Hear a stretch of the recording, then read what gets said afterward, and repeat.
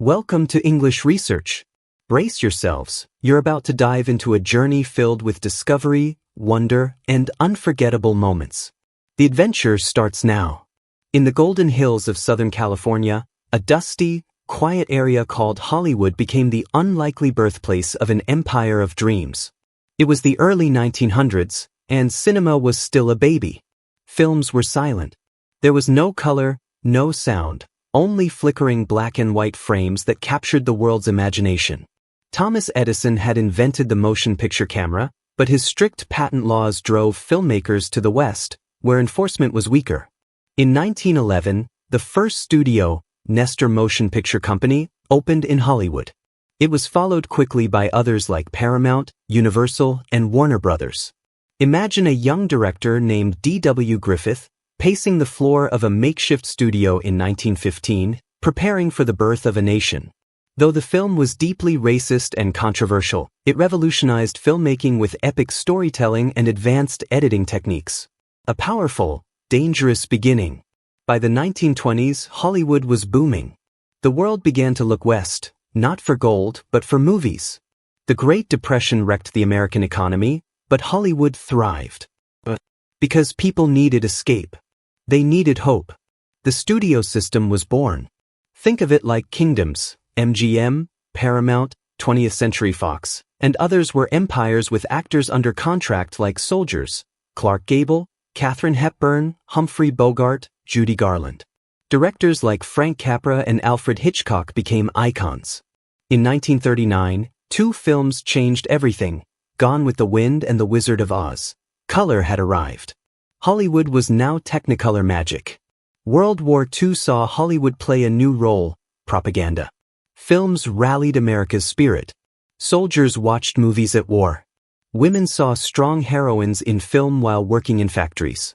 Then came the 1948 Supreme Court ruling that broke up studio monopolies. Studios could no longer own theaters. The kingdom was wounded. Television arrived like a silent invader. Families stayed home. Theaters emptied. The old Hollywood system was dying. But in its ashes, new Hollywood was born. Young, rebellious directors, Francis Ford Coppola, Martin Scorsese, Steven Spielberg, George Lucas, began telling bold, risky stories. Imagine Coppola walking onto the set of The Godfather, unsure if it would succeed. Or Spielberg battling seas and sharks to make Jaws, the first summer blockbuster. In 1977, Star Wars exploded. Suddenly, science fiction wasn't for geeks, it was for everyone. Hollywood began chasing bigger, louder, and more global hits. But the price was creativity. Studios wanted franchises, not risks. The 1990s were ruled by stars: Tom Hanks, Julia Roberts, Will Smith, Leonardo DiCaprio. Titanic broke records. Disney animated classics returned with The Lion King and Aladdin. Then came Marvel. In 2008, Iron Man sparked a revolution. Hollywood became addicted to cinematic universes. Superheroes, reboots, sequels, all safer than original ideas. Meanwhile, indie cinema, like Pulp Fiction or The Blair Witch Project, reminded people that film could still be risky, bold, and weird. But under the surface, a silent storm brewed: streaming. In 2020, the COVID-19 pandemic hit. Theaters shut down. Studios panicked. Many films went straight to streaming services like Netflix, Amazon, and Disney+. The power shifted. For the first time in history, people didn't need to go to the theater to watch big movies. Simultaneously, global cinema rose. South Korean films, Parasite, Indian epics, RR, and African storytelling platforms gained worldwide audiences. Hollywood was no longer the only player. In 2023 and 2024, even major Hollywood blockbusters began to underperform. Audiences grew tired of endless sequels, superhero fatigue, and over-reliance on CGI. Screenwriters and actors went on historic strikes demanding better pay in the age of AI and streaming. A great shift was happening. Hollywood is now standing at a crossroads. What could happen? Rise of AI in filmmaking. AI tools could write scripts, create visuals, even generate full scenes. But will it kill creativity or enhance it? Global collaboration. Hollywood might blend more with Bollywood, Nollywood, K-dramas, and Chinese cinema co-productions that speak to the world. Decentralization. With TikTok, YouTube, and indie streaming sites, anyone can become a filmmaker. The next Spielberg might be a teenager with an iPhone. Return to realism and emotion. Audiences are craving human stories again, not just superheroes. Intimate, emotional, raw cinema might reclaim its throne. Virtual reality and immersive films. Theaters could evolve into VR spaces. Stories you don't just watch, you live. By the mid-20th century, Hollywood wasn't just entertainment, it was soft power. As America grew into a global superpower, its films carried its values, dreams, and myths across oceans. Children in post-war Europe dreamed of New York because they saw it in Breakfast at Tiffany's.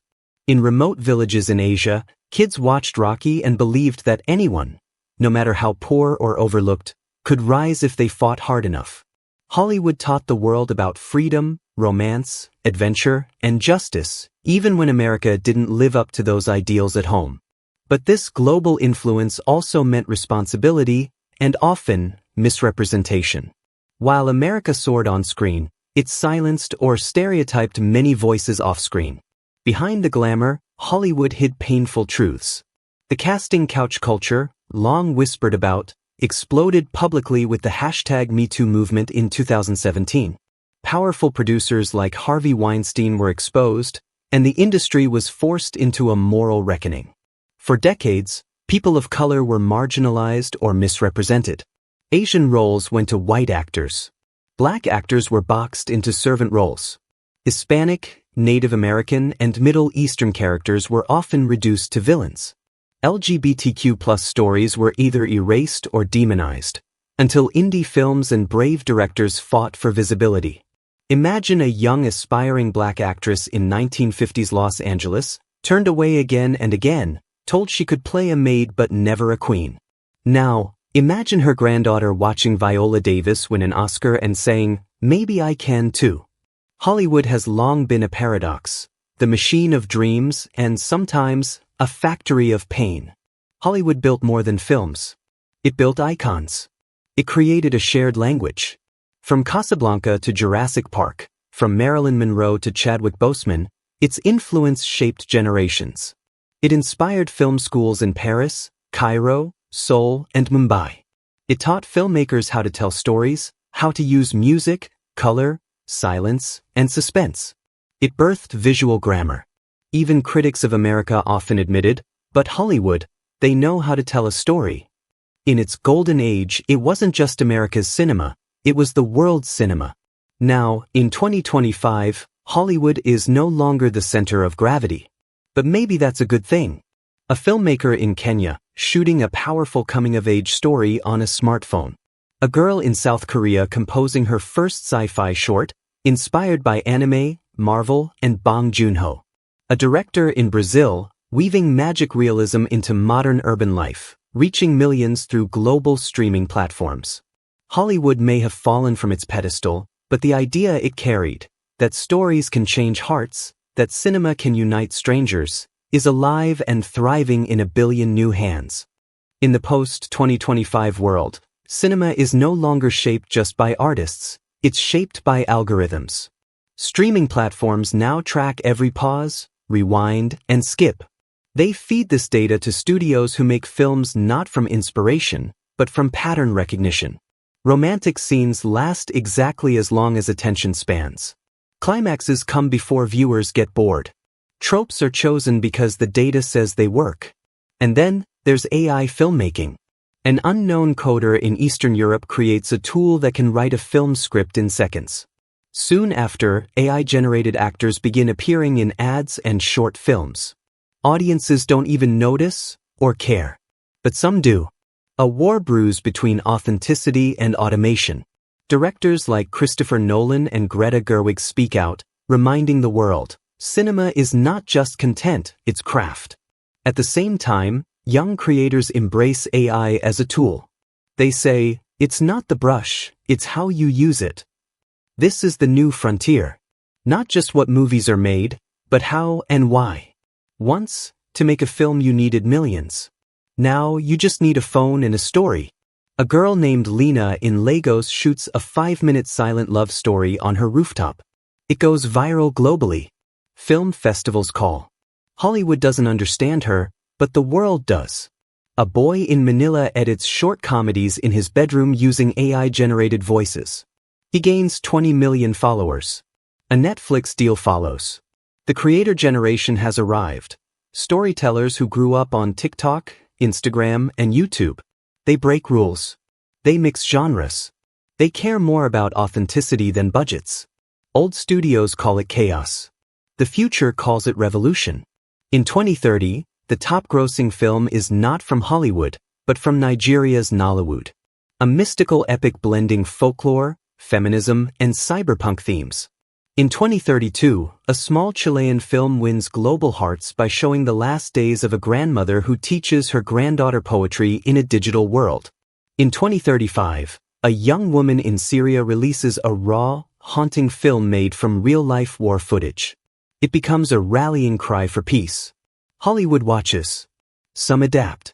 Some vanish. Cinema is no longer defined by location, but by voice. The future is multilingual. Multicultural, multidimensional. After years of spectacle and machines, audiences start craving something ancient. Emotion, vulnerability, humanity. Small, personal films make a comeback. Stories of mothers and sons, of aging dancers, of broken friendships, a first love. A 12-minute short about a grandfather with dementia wins the hearts of 2 billion people. No CGI. No explosions. Just truth. In a world drowning in screens, people begin longing not just to be entertained, but to be touched. Hollywood, or whatever survives of it, begins to listen. Maybe the phrase, Hollywood cinema, will one day become history. A chapter. A symbol of a past era. But cinema itself, the flame, will survive. Because, as long as someone picks up a camera to capture their truth, as long as a child draws a story on paper and dreams it on screen, as long as we laugh, cry, and feel together in a dark room, cinema will never die. It will evolve, expand, break, and remake itself, just like the world it reflects. Hollywood was the first great lighthouse. Now, the world is full of stars. In the mid-2030s, a new generation of teachers begins replacing textbooks with films.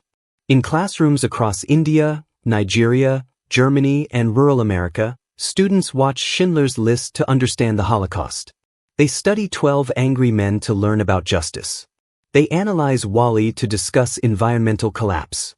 Cinema becomes not just art, but education. Film literacy is taught in schools, with students learning to decode symbols, metaphors, camera angles, and emotions. Professors say, if a book shows what we think, a film shows how we feel. For the first time in human history, storytelling becomes a global language curriculum. By the late 2030s, cinema has entered a new realm, immersive reality. You don't just watch films, you step into them. With a VR headset and neural sensors, you walk beside Gandhi in Richard Attenborough's biopic. You cry next to Simba when Mufasa dies. You are Neo dodging bullets in the Matrix, with the power to change the ending. Studios build sensory cinemas, entire rooms that simulate smell, touch, wind, and temperature. A rainforest scene? You feel the mist. A snowstorm? You shiver. And yet, some feel lost. The more advanced cinema becomes, the more people whisper, "Where is the soul?" In the year 2042, a small black and white cinema in Paris screens Casablanca. The crowd is full of young people. No phones, no tech, just silence, flickering film, and tears. Back in Los Angeles, a bronze statue of Chadwick Boseman is unveiled beside the Walk of Fame. A film historian publishes The Eternal Icons, detailing how figures like Charlie Chaplin, Audrey Hepburn, James Dean, and Heath Ledger shaped human culture, not with special effects, but with presence. Across the world, classic cinema clubs rise, underground movements screening celluloid films with projectors and popcorn. Old becomes sacred. Nostalgia becomes rebellion. As the cinematic world explodes into millions of stories, some voices fade. Indigenous directors whose films were never translated. Female filmmakers silenced by studios. Underground queer storytellers erased from archives. Rebels whose work was banned or burned. But then a miracle. In 2047, a historian in Peru discovers a hidden vault of unreleased 1960s films, stories of political resistance, forbidden love, and ancient wisdom. Restoration begins. Global networks stream them freely, sing. Every lost story we rescue brings back a piece of who we were. What is cinema? It is time travel, letting us walk with pharaohs, fly with dragons, and grow up again and again. It is a mirror, showing us who we are, who we fear, and who we could become. It is a bridge between generations, between nations, between strangers. It is the only magic that can make a billion people cry at once, without a single word. Hollywood may rise, fall, change, or vanish. But as long as stories live, as long as a child sits in a dark room and whispers, "What happens next?" Cinema lives. One day, centuries from now, an alien civilization may stumble upon an old reel of The Lion King, The Shawshank Redemption, or Moonlight drifting in space. And they will see what humanity once was. Flawed, fragile, beautiful, brave. They will not hear our wars or politics. They will hear our stories. And maybe they will understand us, because even in death, we kept dreaming. Through cinema. So here we are. The cameras have stopped rolling.